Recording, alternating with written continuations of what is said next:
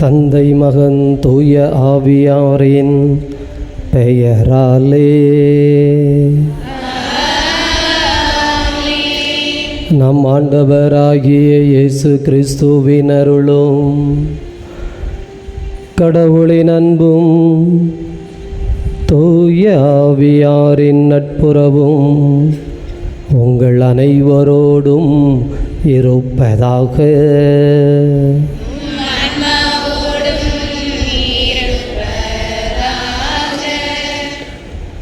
இயேசுவில் நல்லவர்களே, ஆண்டவருடைய அன்பு நிறைந்த குழந்தைகளே, தவகாலத்தின் புனித வாரத்தை நாம் கொண்டாட இருக்கின்றோம். இயேசு நமக்காக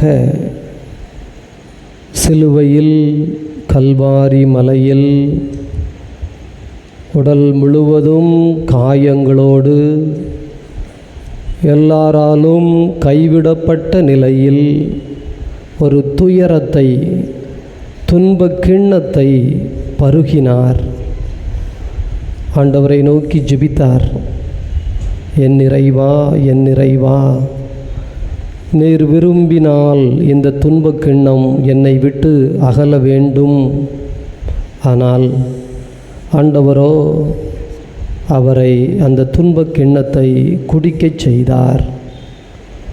அன்பு குழந்தைகளே, தவகாலத்தின் புனித வாரத்திற்குள் அடியெடுத்து வைக்க இருக்கின்ற நாம் மன உறுதிக்காக, சிந்தனை தெளிவிற்காக ஆண்டவரின் கரத்தை எந்த சூழ்நிலையிலும் விட்டுவிடாத, சுற்றிலும் திகில், அச்சம், பயம், குழப்பம், கவலை, கண்ணீர், ஆனாலும் ஆண்டவர் வலிமை வாய்ந்த போர் வீரனைப் போல நம்மோடு இருக்கிறார் என்கின்ற அந்த உணர்விலே அவரது கரத்தை விடாத ஒரு ஆசீர்வாதத்திற்காக இந்த மாலை பலியிலே உருக்கத்தோடு மன்றாடுவோம்.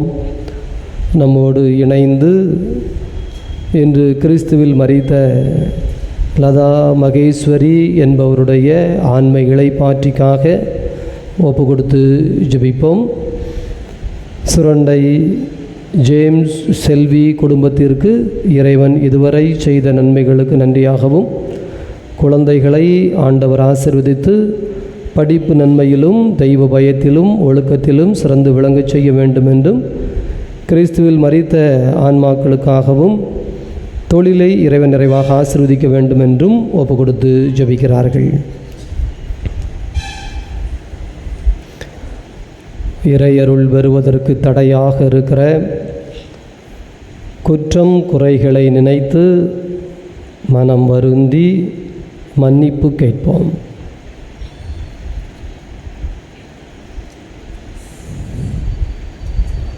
எல்லாம் வல்ல இறைவனிடமும்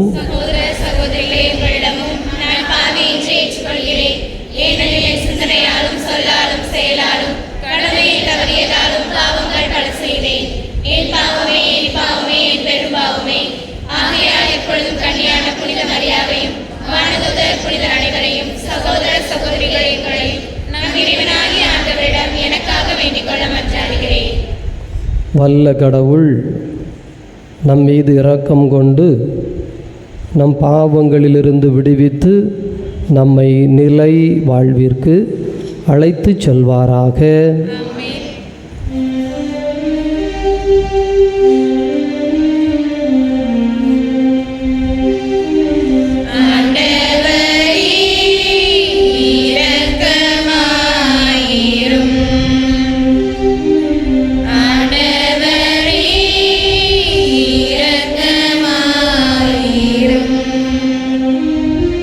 கிறிஸ்துவே இரக்கமாயிரும்.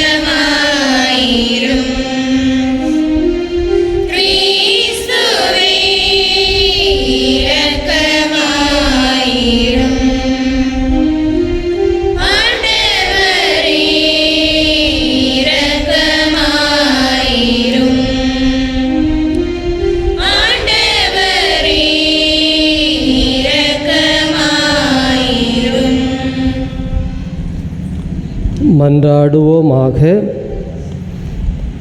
இதய அமைதியே இறைவா, உம்மக்களின் குற்றங்களை மன்னிக்க உம்மை வேண்டுகின்றோம்.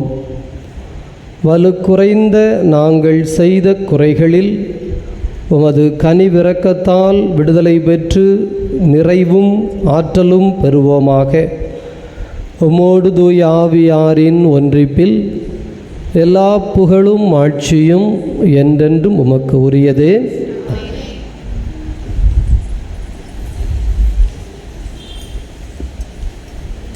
முதல் வாசகம். ஆண்டவர் வலிமை வாய்ந்த வீரரைப் போல என்னோடு இருக்கின்றார். இறைவாக்கினர் எரேமியா நூலிலிருந்து வாசகம். அதிகாரம் 20, இறை வார்த்தைகள் 10 முதல் 13 முடிய. அந்நாளில் எரேமியா கூறியது, சுற்றிலும் ஒரே திகில் என்று பலரும் பேசிக்கொள்கிறார்கள். பழி சுமத்துங்கள், வாருங்கள், அவன் மேல் பழி சுமத்துவோம் என்கின்றார்கள். என் நண்பர்கள் கூட என் வீழ்ச்சிக்காக காத்திருக்கிறார்கள். ஒருவேளை அவன் மயங்கி விடுவான், நாம் அவன் மேல் வெற்றி கொண்டு அவனை பழி தீர்த்து கொள்ளலாம் என்கிறார்கள். ஆனால் ஆண்டவர் வலிமை வாய்ந்த வீரரைப் போல என்னோடு இருக்கின்றார். எனவே என்னை துன்புறுத்துவோர் இடறி விழுவர். அவர்கள் வெற்றி கொள்ள மாட்டார்கள். அவர்கள் விவேகத்தோடு செயல்படவில்லை. அவர்களின் அவமானம் என்றும் நிலைத்திருக்கும், அது மறக்கப்படாது. படைகளின் ஆண்டவரே, நேர்மையாளரை சோதித்தறிபவரும் உள்ளுணர்வுகளையும் இதய சிந்தனைகளையும் அறிபவரும் நீரே. நீர் என் எதிரிகளை பழி வாங்குவதை நான் காண வேண்டும். ஏனெனில் என் வழக்கை உம்மிடம் எடுத்துரைத்துள்ளேன். ஆண்டவருக்கு புகழ் பாடுங்கள், அவரை புகழ்ந்தேத்துங்கள். ஏனெனில் அவர் வறியோரின் உயிரை தீயோரின் பிடியினின்று விடுவித்தார். இது ஆண்டவர் வழங்கும் அருள்வாக்கு.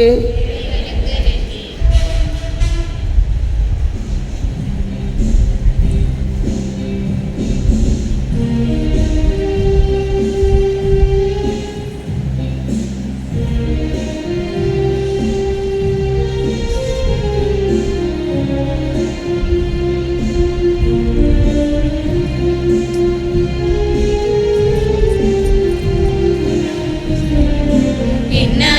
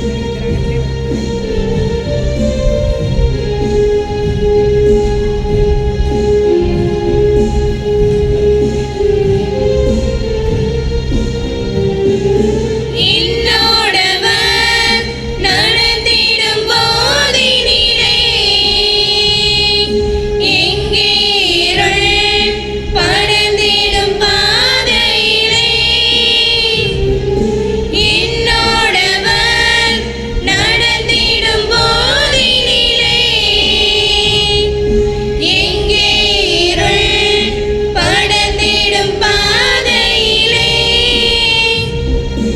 எங்கும் மொழி ஆகா எங்கும் மொழி ஆகா எங்கெங்கும் மொழி அல்லவா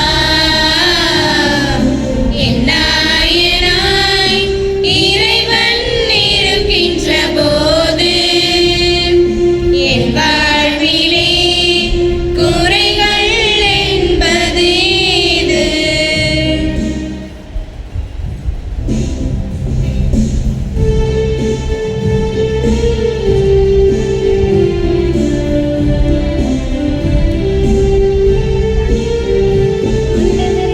ஆய்ந்தன் மந்தையை காப்பது போல ஆண்டவர் நம்மை காக்கின்றார். ஆய்ந்தன் மந்தையை காப்பது போல ஆண்டவர் நம்மை காக்கின்றார். ஆண்டவரே, நீர் கூறிய வார்த்தைகள் வாழ்வு தரும் ஆவியை கொடுக்கின்றன, நிலை வாழ்வும் அளிக்கின்றனர் என்கிறார் ஆண்டவர். ஆயத்தன் மந்தையை காப்பது போல ஆண்டவர் நம்மை காக்கின்றார். ஆண்டவர் உங்களோடு இருப்பாராக. உம் ஆன்மாவோடும் இருப்பாராக. தூய யோவான் எழுதிய தூய நற்செய்தியிலிருந்து வாசகம். ஆண்டவரே, மாட்சி உமக்கே. அதிகாரம் 10. ஆண்டவருடைய வார்த்தைகள் 31 முதல் 42 முடிய. அக்காலத்தில் இயேசுவின் மேல் எரிய யூதர்கள் மீண்டும் கற்களை எடுத்தனர். இயேசு அவர்களை பார்த்து, தந்தையின் சொற்படி பல நற்செயல்களை உங்கள் முன் செய்து காட்டியிருக்கிறேன். அவற்றுள் எச்செயலுக்காக என்மேல் கல்லெறிய பார்க்கிறீர்கள் என்று கேட்டார். யூதர்கள் மறுமொழியாக, நற்செயல்களுக்காக அல்ல, இறைவனை பழித்துரைத்ததற்காகவே உன்மேல் கல்லெறிகின்றோம். ஏனெனில் மனிதனாகிய நீ உன்னையே கடவுளாக்கிக் கொள்கிறாய் என்றார்கள். இயேசு அவர்களை பார்த்து, நீங்கள் தெய்வங்கள் என நான் கூறினேன் என்று உங்கள் மறைநூலில் எழுதியுள்ளது அல்லவா? கடவுளுடைய வார்த்தையை பெற்றுக்கொண்டவர்களே தெய்வங்கள் என்று சொல்லப்படுகிறார்கள். மறைநூல் வாக்கு என்றும் அழியாது. அப்படியானால் தந்தையால் அர்ப்பணிக்கப்பட்டு அவரால் உலகுக்கு அனுப்பப்பட்ட நான் என்னை இறைமகன் என்று சொல்லிக் கொண்டதற்காக இறைவனை பழித்துரைக்கிறாய் என நீங்கள் எப்படி சொல்லலாம்? நான் என் தந்தைக்குரிய செயல்களை செய்யவில்லை என்றால் நீங்கள் என்னை நம்ப வேண்டாம். ஆனால் நான் அவற்றை செய்தால் என்னை நம்பாவிடினும் என் செயல்களையாவது நம்புங்கள். அதன் மூலம் தந்தை என்னுள்ளும் நான் அவருள்ளும் இருப்பதை அறிந்துணர்வீர்கள் என்றார். இதை கேட்டு அவர்கள் அவரை மீண்டும் பிடிக்க முயன்றார்கள். ஆனால் அவர்கள் கையில் அகப்படாமல் அவர் அங்கிருந்து சென்றார். யோர்தானுக்கு அப்பால் யோவான் முதலில் திருமுழுக்கு கொடுத்து வந்த இடத்திற்கு இயேசு மீண்டும் சென்று அங்கு தங்கினார். பலர் அவரிடம் வந்தனர். ஆனால் யோவான் அருளடையாளம் எதையும் செய்யவில்லை. ஆனால் அவர் இவரை பற்றி சொன்னதெல்லாம் உண்மையாயிற்று என பேசிக்கொண்டனர். அங்கே பலர் அவரிடம் நம்பிக்கை கொண்டனர். ஆண்டவரின் அருள்வாக்கு.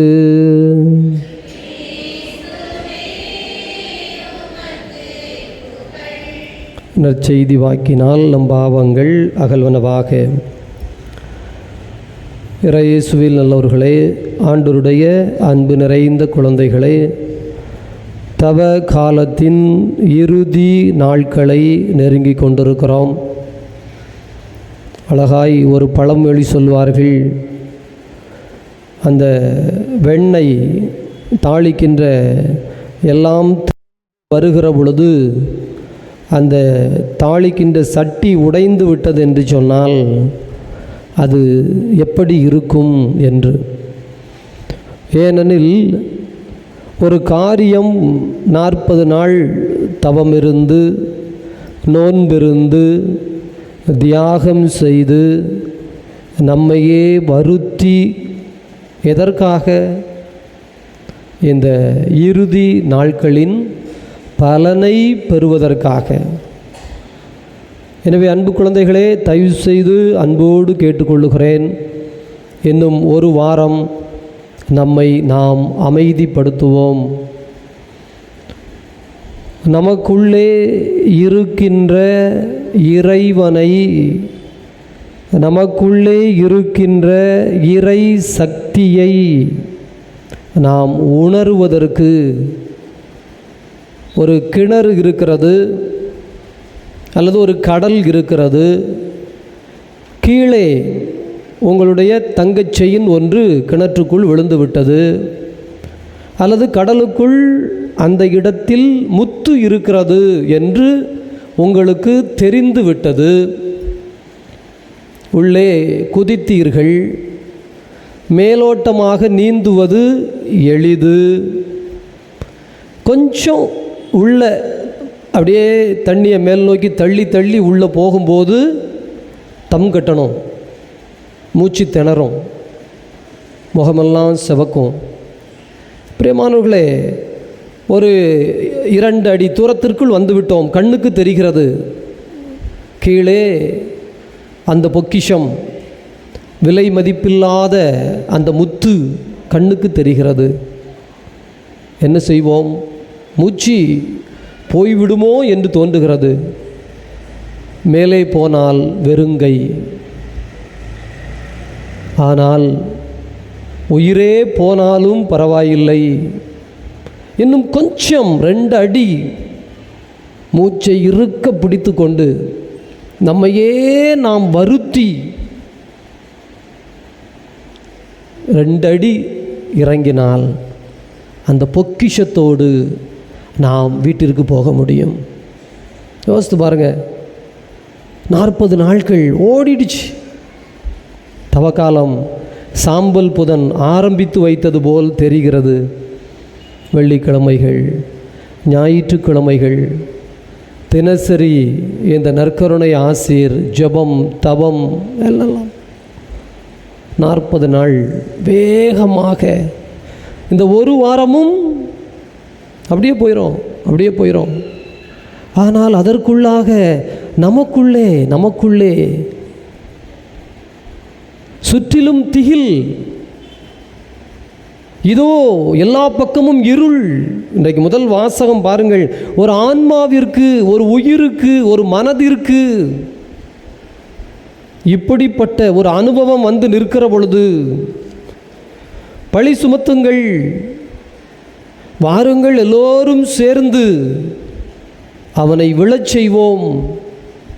எதிரிகள் அல்ல, இயேசுவோடு இருந்தவர்கள், இயேசுவின் போதனையை கேட்டுக்கொண்டு. யூதாசு 3 வருடம் அவன் கையில்தான் எல்லா பொறுப்பும் இருந்தது. யோசித்து பாருங்க, முத்தத்தை காட்டி கொடுப்பதற்காக அந்த நேரத்துலையும் கேட்குறார், நண்பா, காட்டி கொடுப்பதற்கு இந்த முத்தம் தானா கிடைத்தது? என்னை கொல்வதற்கு 30 வெள்ளிக்காசு தானா? என் விலை அவ்வளவு தானா? யோசித்து பாருங்களேன். அன்பு குழந்தைகளே, ஆண்டவருடைய அன்பு நிறைந்த குழந்தைகளே, இயேசுவினுடைய அந்த மனவேதனை அதோடு பயணப்படத்தான் இந்த வாசகங்கள் எல்லாம். நமக்குள்ளிருந்து ஒரு ஆன்மீக அந்த சாறு புளியப்பட வேண்டும் என்றால் நம்மை இன்னும் கொஞ்சம் வருத்தி அந்த 2 அடி தான், ஒரு வாரம்தான். வாயில் சிலுவை அடையாளம் இட்டுக்கொள்வோம். நெஞ்சை தட்டி கொடுத்து கொண்டே இருப்போம். என் நெஞ்சே சுற்றிலும் திகில், அச்சம். ஆனால் வார்த்தை அதுதான். பாருங்க, ஆண்டவர் வலிமை வாய்ந்த வீரனை போல தாவீது கோலியாத்தோடு போர் செய்ய போகிற பொழுது சொன்ன வார்த்தை இதுதான். பெரிய கோலியாத்து, வாழ்க்கையிலே ஒரு பெரிய இருட்டு, ஒரு பெரிய கஷ்டம், துன்ப கிண்ணம் இயேசுவுக்கு எப்படி இருக்கும்? அந்த துன்ப கிண்ணத்தை குடிக்க வேண்டுமா? கோலியாத்து நிற்கிறான், எதிர்க்க வேண்டுமா? பிரியமானவர்களே, சில சமயத்தில் நம்ம பாருங்களேன், இயேசுநாதர் இவ்வளவு காணும் இரத்த வேர்வை வேத்து அந்த சிலுவைக்கு தன்னை தயார்படுத்துகிறார். பேதுரு வாளை எடுத்து சண்டைக்கு. ஒரு நிமிஷம் இயேசுநாதர் தடுமாறி இருந்தால், ஒரு நிமிஷம் இந்த இயேசு கிறிஸ்து அப்படின்னு அவரும் வாளை எடுத்து கொண்டு போயிருந்தால், உடனே சொல்லுகிறார், இல்லை இல்லை, அது தவறான வழி. தந்தை கொடுத்த துன்பக் கிண்ணத்தை நான் குடிக்காது இருப்பேனோ? என்னை வருத்தாது இருப்பேனோ? இந்த சிலுவையை சுமக்காது இருப்பேனோ? ஏனெனில் ஆண்டவர் என்னோடு வலிமை வாய்ந்த வீரரை போல இருக்கிறார். வாளை நம்பினீர்கள் என்றால், உங்கள் பணத்தை நம்பினீர்கள் என்றால், உங்கள் பலத்தை நம்பி நீங்கள் போராட்டத்தில் இறங்கினீர்கள் என்றால், அன்பு குழந்தைகளே, அன்பு குழந்தைகளே, எனவேதான் பேதுருவிடம் சொல்லுகிறார், போடு. தாவீது சொல்கிறான், வாளை தூக்கி தூர போட்டு. சவுலரசன் கொடுக்குறான், என்னுடைய வாளை வச்சுக்க, நான் சும்மா போவேன், சும்மா போவேன். இது கடவுளின் போர், நான் அல்ல, என்னால் அல்ல, என் பலத்தினாலும் என்னுடைய புத்தியினாலும் என்னுடைய திறமையினாலும் அல்ல. போவேன் போர்க்களத்துக்குள்ள. ஆண்டவர் விடுவிக்கின்ற வலிமை வாய்ந்த போர் வீரனை போல் என்னோடு இருக்கிறார். அன்பு குழந்தைகளே, எனவே எதிரிகள் நினைக்கிறார்கள் ரொம்ப புத்திசாலித்தனமா, ரொம்ப விவேகத்தோடு.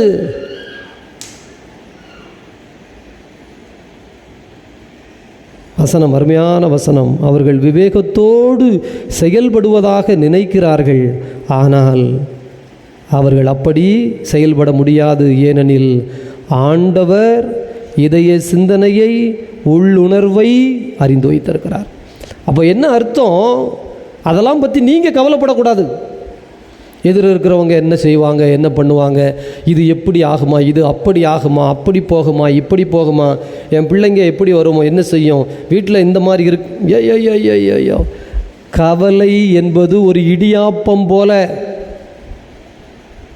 நீங்கள் வந்து சிக்கு எடுக்கணும்னு முயற்சி பண்ணால் ஒப்பேறாது, முடியவே முடியாது. ரயில் தண்டவாளம் எங்கேயாவது போய் ஒன்று சேருமா? போயிட்டே இருக்கும் வாழ்க்கை. அன்பு குழந்தைகளே, உங்களுக்கு இருக்க வேண்டியது ஒரே ஒரு எண்ணம் தான். ஆண்டவர் வலிமை வாய்ந்த போர் வீரனை போல என்னோடு இருக்கிறார். இந்த 2 அடி, ஒரு வாரம், இன்னும் கொஞ்சம் தம் கட்டி, மூச்சடக்கி, வாயடக்கி, கஷ்டப்பட்டு, இன்னும் நம்மையே கொஞ்சம் வருத்தி, தியாகம் செய்து, அழுது புலம்பி, ஆண்டவரின் பாரத்தில் முழந்தால் படியிட்டே ஜெபித்து, எல்லா நாளும் உட்கார்ந்து ஜெபம் பண்ணியிருக்கலாம். இந்த ஒரு வாரம் முழந்தால் படியிட்டே ஜெபித்து, கை நீட்டியே ஜெபித்து, பழக்கமாக ஒரு 5 நிமிஷம் ஜெபிச்சிருக்கலாம், இல்லை அரை மணி நேரம் ஜெபிச்சிருக்கலாம். இந்த ஒரு வாரமும் டெய்லி 1 மணி நேரம், 2 மணி நேரம், இயேசுவே என் தகப்பனே, இயேசுவே என் தெய்வமே, எனக்காக சிலுவை சுமந்தவரே, ஏசப்பா எனக்கான வலிமையை தருகிறவரே, என் வாழ்வின் சூழலோடு இருக்கிறவரே, என்ன தோணுதோ அதை அவரோடு பேசி பேசி ஒரே ஒரு வாரம் இந்த சிந்தனையை முழுவதும், இந்த உலகத்திலே கணவனை மறந்து, மனைவியை மறந்து, பிள்ளையை மறந்து, உடன் இருக்கிற சகோதர சகோதரிகள் எல்லாத்தையும் எடுத்து 2வதாக ஒதுக்கி வச்சுட்டு ஆண்டவர் சொல்கிறார்ல, முதல்ல நீ என்னையை தேடு, நீ முதல்ல என்னையை கொண்டாந்து உன் புத்தியில் வை. 40 நாளும் செய்திருக்கணும். ஒரு வேளை இல்லைன்னா இந்த கடைசி ஒரு வாரம் எல்லா கவலையும் உங்கள் வீட்டுக்காரர் உங்கள்கிட்ட வந்து சொல்லலாம், இல்லை உங்கள் வீட்டுக்காரம்மா சொல்லும், ஏங்க ஈஸ்டர் வருது, ஈஸ்டருக்கு என்ன செய்ய போகிறீங்க, ஈஸ்டர் முடிஞ்ச உடனே என்ன செய்ய போகிறீங்க, அது என்ன பண்ண போகிறீங்க, ஏம்மா ஒரு வாரம் பொறு ஐயா கேளு. உங்கள் பிள்ளை கேட்கும், ஏம்மா பரீட்சை முடியுது, மே மாதம் ஏப்ரல் மாதம் எங்கே டூரு கூட்டு போறியா, அல்லது தாத்தா வீட்டுக்கு போகிறோமா, பாட்டி வீட்டுக்கு போகிறோமா, என்னென்ன ஏதேதோ உங்களுக்கு தான் தெரியும். உங்கள் குடும்ப சூழல் என்ன வேணாலும் யார் வேணாலும் சொல்லட்டும். ஒரு வாரம் இந்த புத்திகளை எதையும் நான் கொண்டு வரல. ஆண்டவரின் சிலுவை பாடு மட்டும் தயவு செய்து அதை கொண்டு வருவோம். ஆண்டவர் நற்செய்தியில் அழகாய் சொல்லுகிறார். ரொம்ப அருமையான வசனம் இதோ, நீங்கள் தெய்வங்கள், மறைநூல் வாக்கு என்றும் அழியாது. கடவுளுடைய வார்த்தையை நீங்கள் பெற்றுக்கொண்டால் அவர் உங்களை தெய்வ நிலைக்கு உயர்த்துகிறார். பெரிய பொக்கிஷம் கிடைக்கும், பெரிய பொக்கிஷம் உங்களுக்கு இல்லாமல் போகாது. எனவே அன்பு குழந்தைகளை, தயவு செய்து அந்த முத்தெடுக்கின்ற ஒரு நபரை போல நம்முடைய பொருள், விலையுயர்ந்த பொருள் கண்ணுக்கு எதிரே தெரிகிறது. ஆனால் அந்த 2 அடி நாம் தம் கட்டி போனால் கிடைக்கும் என்பதைப் போல ஆழமாக இந்த ஒரே ஒரு வாரம் மட்டும் ஆழ்நிலை தியானத்திற்குள் செல்வோம். ஆண்டவர் பெரிய ஆசீர்வாதத்தால் நம்மை நிரப்புவாராக. ஆமேன்.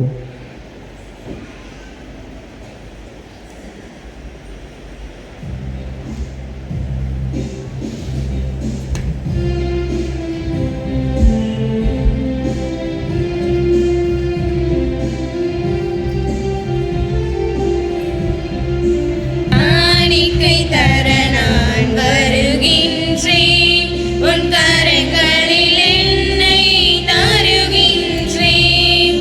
காணிக்கை தர நான் வருகின்றேன்.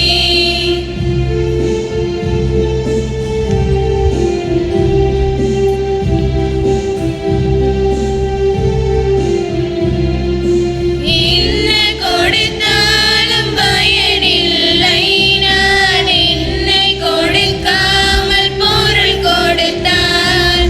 என்ன கொடுத்தாலும் பயனில்லை, நான் என்னை கொடுக்காமல் பொருள் கொடுத்தார். என்னை தான் நீ கேட்கின்றாய், நான் என்னை முழுவதும் தருகின்றேன். என்னை தான் நீ கேட்கின்றாய், நான் என்னை முழுவதும் தருகின்றேன். காணிக்கை தர நான் வருகின்றேன், உன் கரங்களில் என்னை தருகின்றேன்.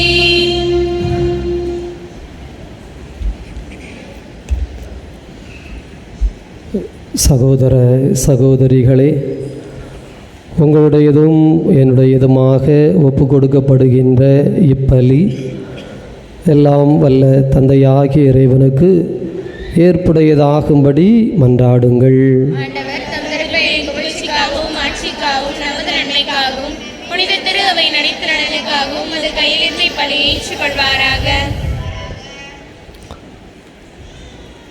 இதய அமைதியே இறைவா, எங்களுக்கு அருள் புரிய உம்மை வேண்டுகிறோம். உம் பலிப்பீடங்களில் பணிபுரிய தகுதி பெற்று அவற்றின் முடிவில்லா பங்கேற்பதால் மீட்கப் பெறுவோமாக. ஆண்டவராகிய கிறிஸ்து வழியாக உம்மை மன்றாடுகின்றோம்.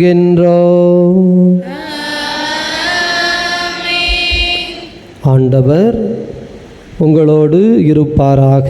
உம் ஆன்மாவோடும் இருப்பாராக. இதயங்களை மேலே எழுப்புங்கள். ஆண்டவரிடம் எழுப்பியுள்ளோம். நம் இறைவனாகிய ஆண்டவருக்கு நன்றி கூறுவோம். அது தகுதியும் நீதியுமானது. ஆண்டவரே, தூயவரான தந்தையே, என்றும் வாழும் இறைவா, நாங்கள் உமக்கு நன்றி செலுத்துவது எங்கள் கடமையும் மீட்பிற்குரிய செயலும் ஆகும். ஏனெனில் கிறிஸ்துவருமான் எங்களுக்காக மனிதனானார், சிலுவை சுமந்தார், சாவை வென்று உயிர்ப்பு உண்டு என்று விளங்கச் செய்தார், விண்ணகத்தின் கதவை திறந்தார். ஆகவே விண்ணகத் தூதரோடு இணைந்து போற்றி புகழ்ந்து அக்களித்து நாங்கள் பாடுவதாவது: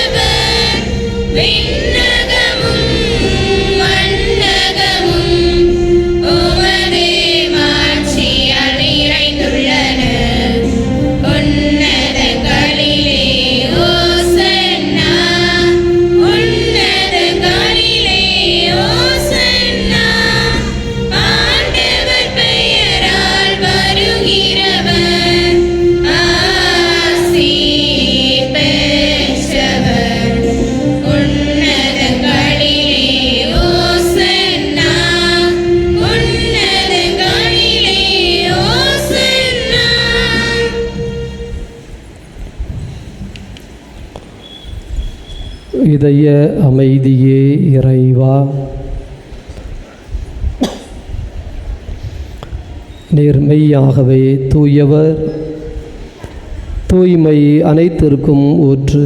ஆகவே உம்முடைய தூய ஆவியை பொழிந்து இந்த அன்பு குழந்தைகள் அத்தனை பேரையும் இந்த அப்பரச காணிக்கைகளையும் புனிதப்படுத்த வேண்டுமென உம்மை தாழ்மையுடன் மன்றாடுகிறோம். இவ்வாறு எங்கள் ஆண்டவர் இயேசு கிறிஸ்துவின் உடலும் இரத்தமுமாக எங்களுக்கு இவை மாறுவனவாக. அவர் பாடுபட உளம் கனிந்து தம்மை கையளித்த போது அப்பத்தை எடுத்து நன்றி செலுத்தி அதை பிட்டு தம் சீடர்களுக்கு அளித்து அவர் கூறியதாவது: அனைவரும் இதிலிருந்து பெற்று உண்ணுங்கள், ஏனெனில் இது உங்களுக்காக கையளிக்கப்படும் என் உடல்.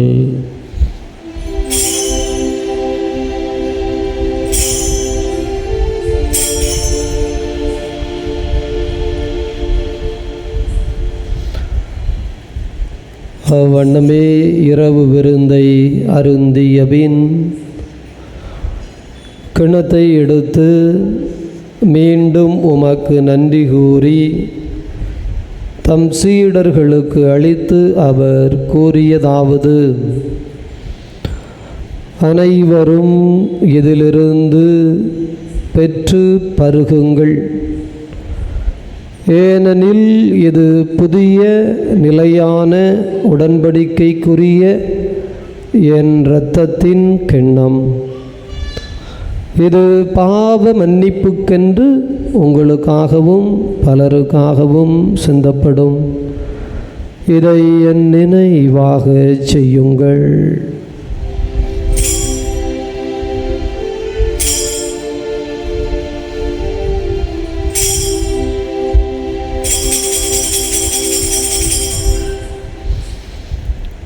நம்பிக்கையின் மறைபொருள்.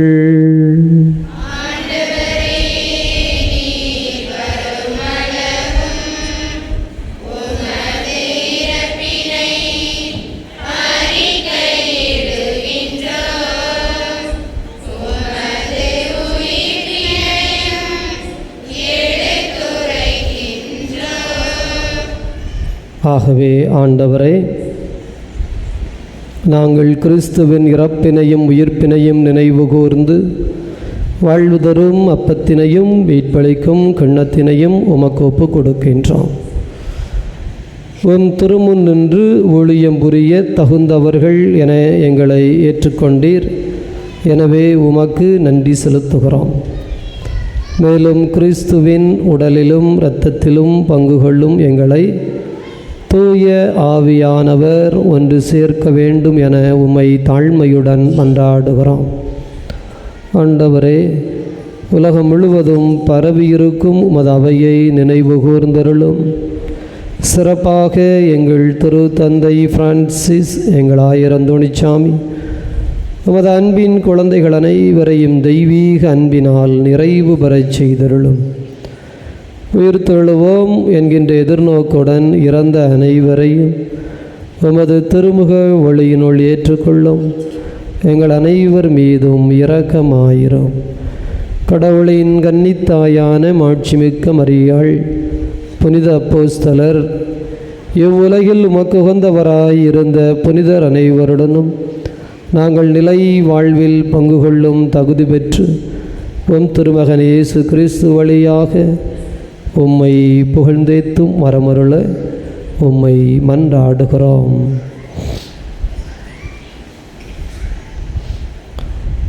இவர் வழியாக இவரோடு இவரில் எல்லாம் வல்ல இறைவனாகிய தந்தையே, தூயாவியாரின் ஒன்றிப்பில் எல்லா புகழும் ஆட்சியும் என்றென்றும் உமக்கு உரியதே.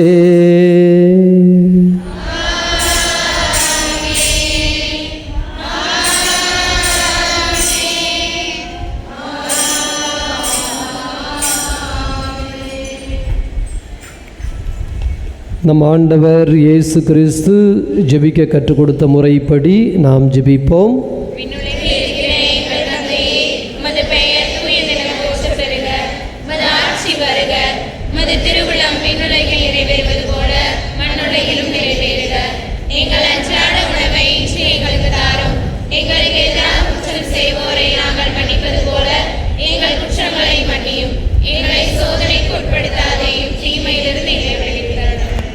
ஆண்டவரே, தீமையிலிருந்து விடுவித்து அமைதியை தந்தருளும்.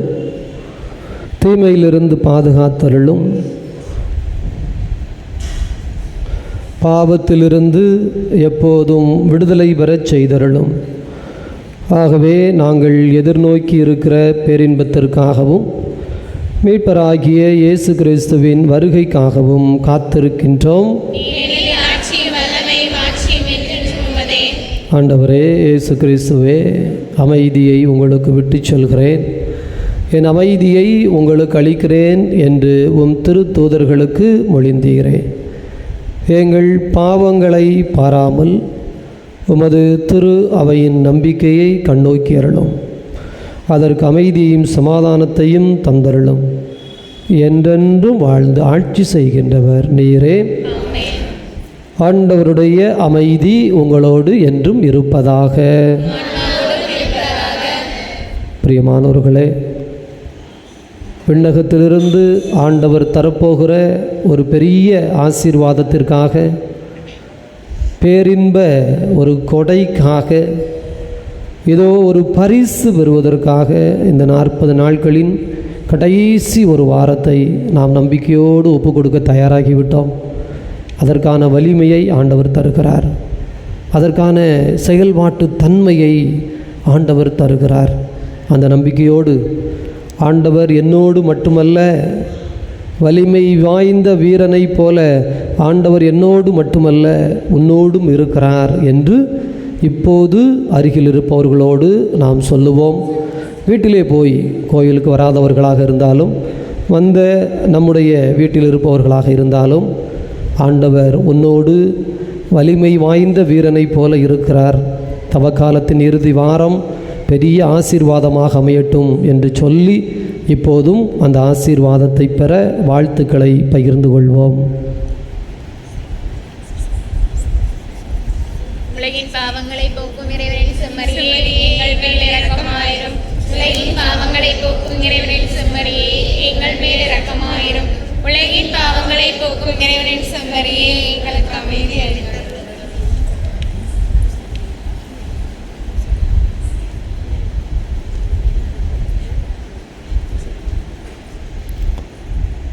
இதோ இறைவனின் செம்மறி, இவரே உலகின் பாவங்களை போக்குகின்ற தெய்வம். இந்த தெய்வத்தினுடைய விருந்துக்கு அழைக்கப்பட்டிருக்கிற நாம் அனைவரும் பேறு பெற்றவர்கள்.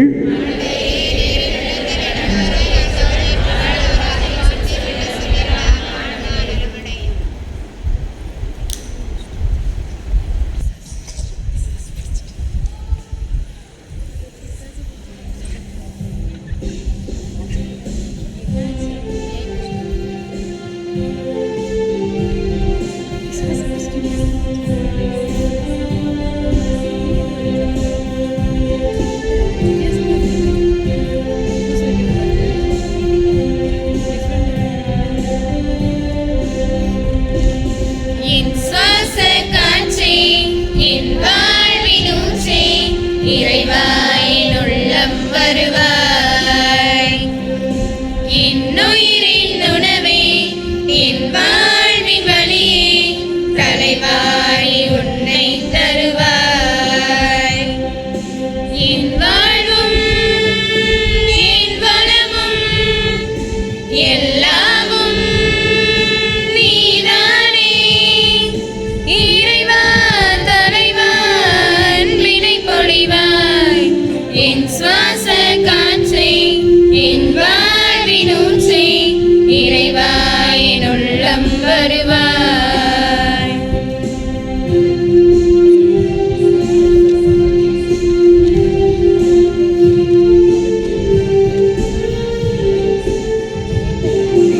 என் சொந்தம் யாவும், என் தேவை யாவும் நீதானே, நீதானே இறைவா. என் நெஞ்சில் நேசம், மாறாத பாசம் தருவாய், தருவாய் தலைவா. வாழ்நாளெல்லாம் நீ வேண்டுமே, வளர்ந்திட நாளும் வரம் வேண்டுமே. வாழ்நாளெல்லாம் நீ வேண்டுமே, வளர்ந்திட நாளும் வரம் வேண்டுமே. வாழ்வாய் வழியாய் நிறைந்திட வருவாய். என் சுவாச காற்றே, என் வாழ்வின் ஊற்றே, இறைவா என் உள்ளம் வருவாய்.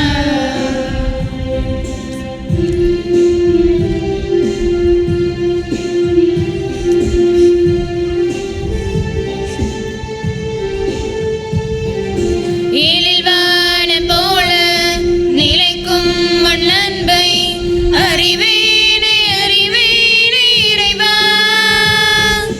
உன்னை போல நானும் பிறர் அன்பில் வளர அருள்வாய், அருள்வாய் தலைவா.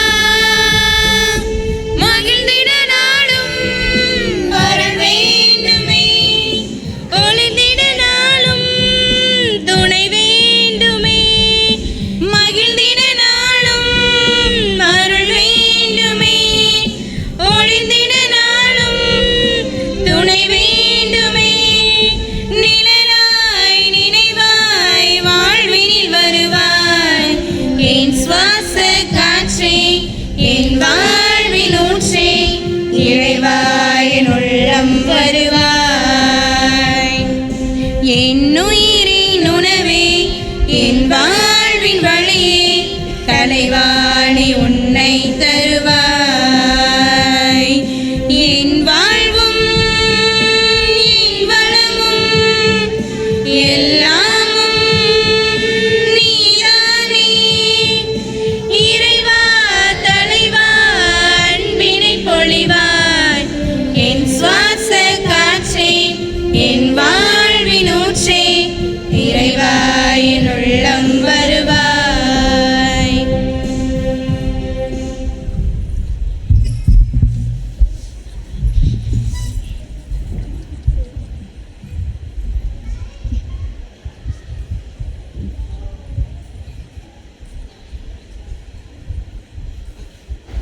ஆண்டவருடைய அன்பு குழந்தைகளை, தவக்காலத்தினுடைய இந்த இறுதி நாட்கள் நிறைய நிகழ்வுகள் நடைபெறும். பொதுவாகவே மனித மனம் நிகழ்வுகளை கண்டால் வேடிக்கை பார்க்க ஆசைப்படும். நாளைக்கு திருப்பலி முடிந்து தூய செபஸ்தியாருடைய சப்பர பவனி நடைபெறும். ஞாயிற்றுக்கிழமை காலை 8:45 மணிக்கு நம்முடைய ஆர்சி பள்ளி வளாகத்தில் ஜெபம் ஆரம்பமாகும். 9 மணிக்கு சரியாக குருத்து மந்திரிக்கப்பட்டு பவனி ஆரம்பமாகும். 9:15 மணிக்கு ஆலயத்தினுள் வழக்கம் போல திருப்பலி தொடரும். கையிலே குருத்தோடு வருவோம், பவனி வருவோம்.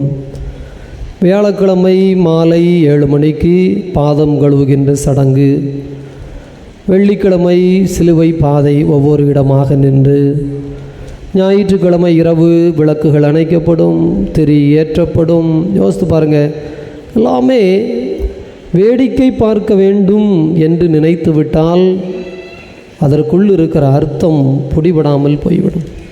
எனவே தயவுசெய்து இந்த ஒரு வாரம் நாம் நம்மையே இன்னும் கொஞ்சம் இறுதி கட்ட அந்த ஆசீர்வாதத்தினுடைய அந்த மைய அந்த ஒரு நிறைவின் பலனை பெறுவதற்காக வருத்தி கொள்வோம், உருக்கிக் கொள்வோம்.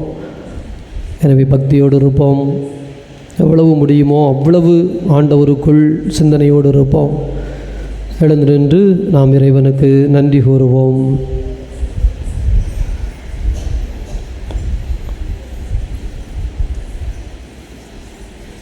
மன்றாடுவோமாக.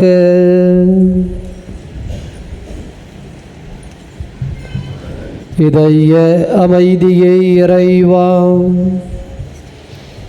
நாங்கள் பெற்றுக்கொண்ட உமது பலியின் நிலையான பாதுகாப்பு எங்களை என்றும் கைவிடாதிருப்பதாக. எங்களிடமிருந்து தீமை அனைத்தையும் அது என்றும் அகற்றுவதாக. ஆண்டவராகிய கிறிஸ்து வழியாக உம்மை மன்றாடுகின்றோம். ஆண்டவர் உங்களோடு இருப்பாராக.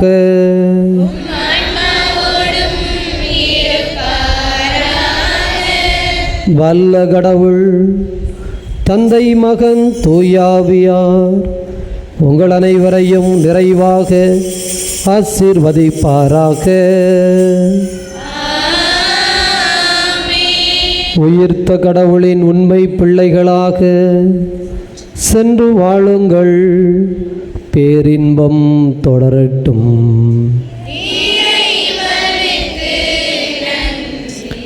அப்படியே அமர்வோம். இப்போது சிலுவை பண் கொடுக்கப்படும். முடிந்த பிறகு அனைவருக்கும் தீர்த்தம் தெளிக்கப்படும். இறுதி பாடல்.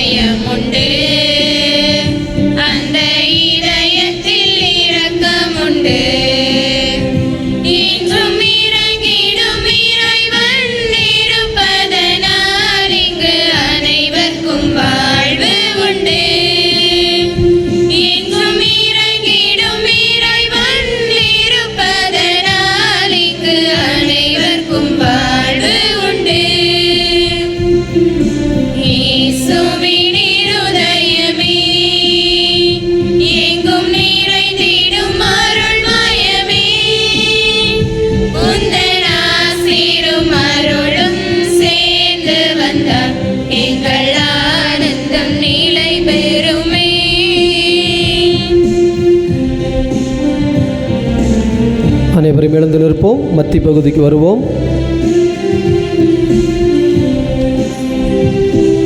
கடவுளின் கருணையுண்டு, அந்த கருணைக்கு உருவமுண்டு.